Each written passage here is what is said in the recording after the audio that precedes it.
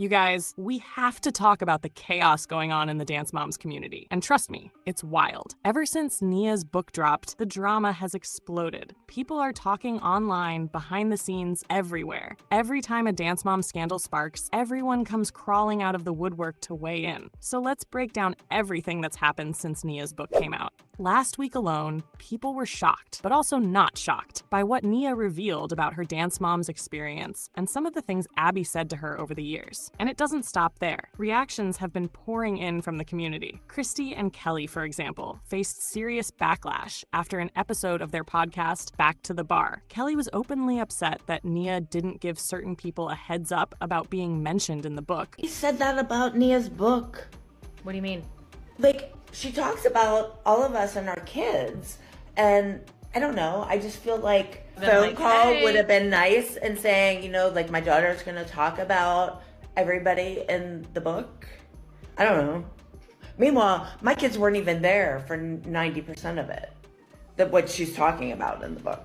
We're comped in on all of it. Or even that it was coming out. She also felt it was unfair to her girls because they weren't there for everything Nia experienced. She was clearly not happy. Kelly even called out Nia's mom, basically claiming that if things were so bad, she could have pulled Nia from dance like she did with her own daughters. That's when Holly stepped in, defending Nia on TikTok. She made it clear, neither she nor Nia owed anyone a warning or permission to share their personal experiences. Holly emphasized that the book is about Nia's journey, the racism, the mistreatment, and that's where the focus should be. She didn't name names, but everyone knew who she meant. She called out those deflecting from the real issues, saying bluntly, "Shame on you, you should be embarrassed." And here's the kicker. Holly revealed that some of the people talking about Nia's book haven't even read it. She knows because she knows these people personally. So yes, it was obvious who she was calling out, Kelly. Meanwhile, while Kelly was ranting about not getting a heads up, Christy stayed surprisingly quiet. People found it strange. Christy is super close to Nia's book. Her daughter Chloe literally wrote the foreword. Clearly, Christy was supportive of Nia and knew about the book in advance. So it was kind of shocking that Kelly was going off on Christy. It seems Christy is now doing damage control post-podcast, showing she'd agree with Kelly and making it clear she supports Nia. She even posted a video on her YouTube channel promoting the book and praising Nia.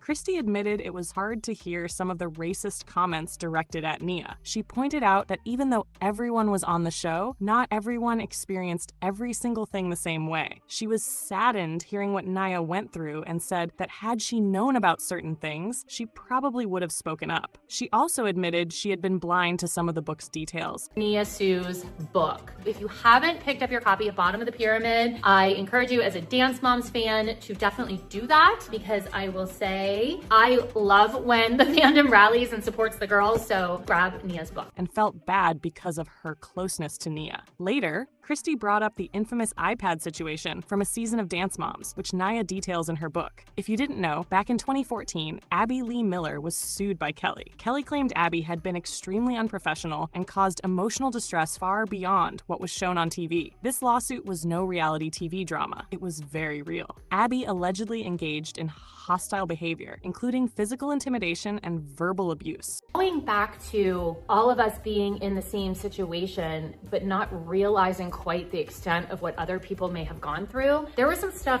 that was really hard to read, that even though I may have been sitting upstairs, I had no idea had been said to Nia. And to read it was really, really bothersome. I was a little shocked. I don't know how I would have reacted, not even as Nia's mom, but as a mom in and of itself, if I had heard these things being said, because I don't know if you know, I have a really hard time like keeping my mouth shut. I tended to get myself in trouble for things that weren't even my own battles, not all the time, but sometimes. And I feel like had I heard these things, I probably would have said something, which would have just in turn ended up working out negatively for me. But it seemed like these things were said inside the studio. And the first thing was about the hair. Don't you wish you had white girl hair? That's really brutal. Creating a toxic and unsafe environment for the kids. And we all saw the tension on camera for seasons. This is really hard to read and very sad to think about. There's somebody that I considered to be a little girl that was very much like a family member who was experiencing this stuff, and I was so blind to it, you know? Again, not making excuses, it speaks volumes about how when you live in your own world, you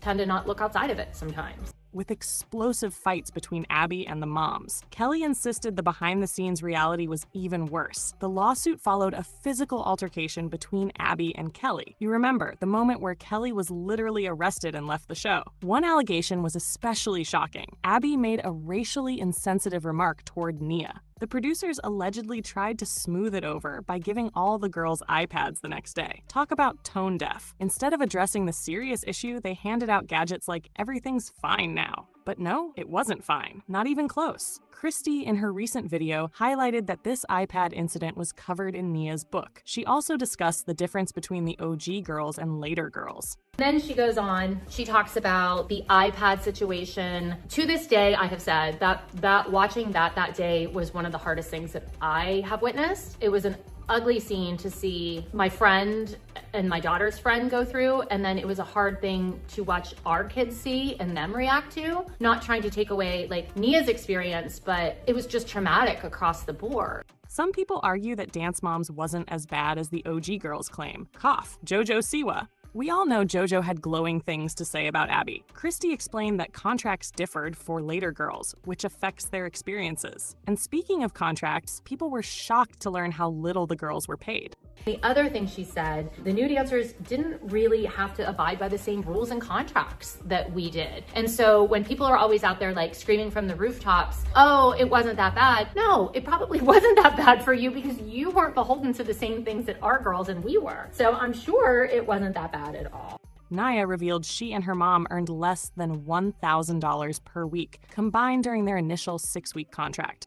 It was really hard to read the times where Nia felt excluded. It can't take away. I can't be like, well, that's not true. I remember it differently. Yeah, I do probably remember some things differently, but that's not my experience. That's Nia's experience. And so if she felt that way, then it's absolutely her truth, you know? And that makes me really sad that she felt excluded, because I know there were plenty of times that Chloe really felt excluded as well. And I remember how sad she was. And then to think that Nia felt excluded too, I almost wish I could go back in time and be like, okay, if you feel excluded and you feel excluded, why don't you guys just like go off and be your own little thing? But again, at the time, very unaware, because you're so focused on yourself sometimes and your own daughter, you don't see outside of that. But reading that was really, it was one of those moments that I was like, oh, I can see where that came from, and I really do feel badly. But there was a moment in the show where I talked about, I think I got in a fight with Melissa in the dressing room, and I looked at Holly and I said, you know how this feels, because I think that Nia had felt excluded, and I knew that at that moment, and that's why I said that to Holly, because I knew that Nia probably experienced similar things, and now I know that for certain. Despite being main cast members on a hit show, and here's the kicker, the contract gave them no rights to the content they created, and the production company could extend it up to 7 seasons without renegotiation. They were locked in, while Abby reportedly made $20,000 per episode. No wonder some later girls might feel differently about their experiences. Christy also addressed Nia feeling excluded from the group. Chloe experienced the same.